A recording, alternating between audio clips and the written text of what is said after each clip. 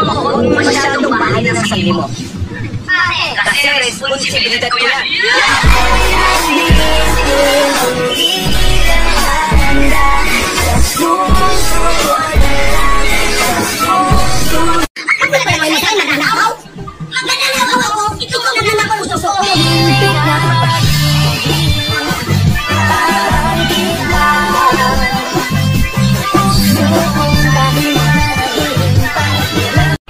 Kahit sino pwedeng magkagusto sa'yo.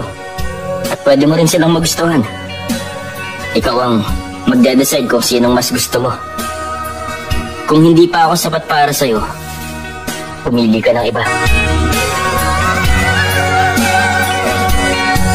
Bakit ka magmamahal ng taong may mahal ng iba? Bobo ka ba?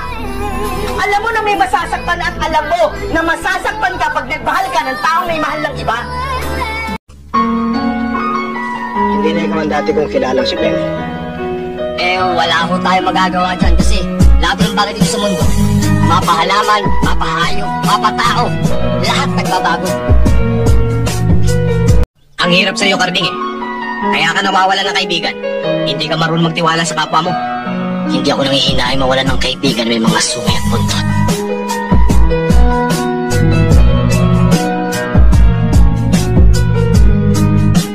Maging mapagkumbaba ka at gamitin sa kabutihan ang iyong mga natutunan.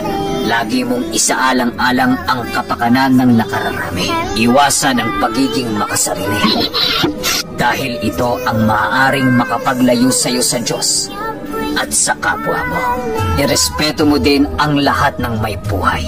Bilang isang taong pinili, ay katungkulan mo ang pangalagaan ang balanse ng magkabilang mundo. Humayo ka at tumulong sa abot ng iyong makakaya.